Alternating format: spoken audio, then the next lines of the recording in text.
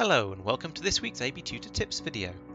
If you've already got all of your computers arranged in Active Directory Organisational Units, or OUs, having to set up the same arrangement again as AB Tutor groups feels like unnecessary work.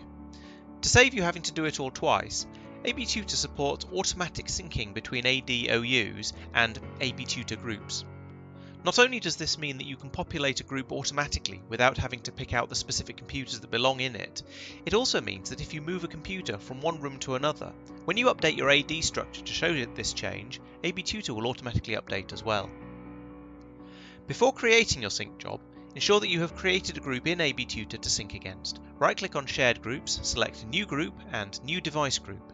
You will probably also wish to rename the group. Next, log in to your central server's web interface. This requires you to be an AB Tutor web administrator. On the server, select Server Settings and Sync. This page will show you any existing sync jobs on your server, including information about what they've done, but I'll cover this later in the video. We want to create a new sync job. For this example, I'm going to sync a group of devices from an OU, so I select Devices. User groups can be synced in much the same way, but I'll cover that in another video. The sync name allows you to give your sync job a friendly name to make it easy to identify in the list. This could be the room number, the group name, or anything else you prefer to use. We next set how often to run the sync job. If no changes need to be made, a sync job will run quite quickly, but generally there's no need to run them more often than once a day. Setting this to 0 means that the sync job will never run automatically, but all sync jobs can be manually triggered if required.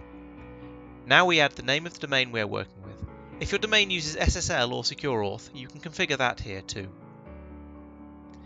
If I click on the Browse button, a tree view of my domain will be shown, allowing me to pick the OU I am interested in from the list and automatically filling in the full distinguished name of that OU. If you have a very large domain, it can take a long time for this list to populate. In this case, you can enter in a base DN to start the search from, preventing the server from having to scan the entire domain structure. This is optional, and for a domain that only covers a single site, shouldn't be necessary.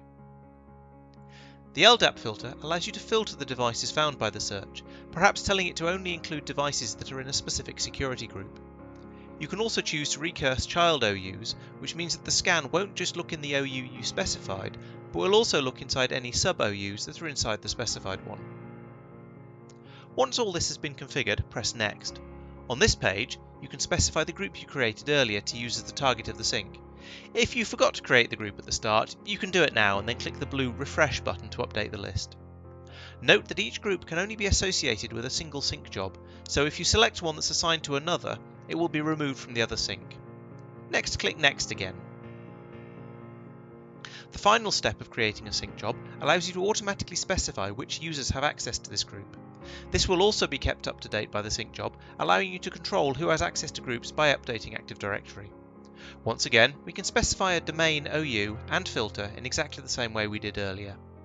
Once you're happy, click Create to save your changes and create your new sync job. Back on the list, we can see our new sync job, along with information about when it runs. The actions allow you to make changes to its settings, to make an exact copy of it, perhaps to then adapt for a different group, to trigger it immediately, and to delete it. If I run the job, you will see the information updates to show when it ran and the result, including how many items it found. This allows you to quickly check that it has picked up the correct number of devices and to be sure that everything is working as it should. If I look in the console, you'll see that the devices have now been added to the group. Please be aware that a device sync will only add devices which have the AB client installed on them. However, if you install the client after creating the sync job and then run it again, it will find and add the new client. I hope that this video has been useful and has taught you everything you need about setting up sync device syncs. In the next videos, I shall cover syncing console users and running syncs against security groups instead of OUs. Thanks for watching, and I hope to see you next time.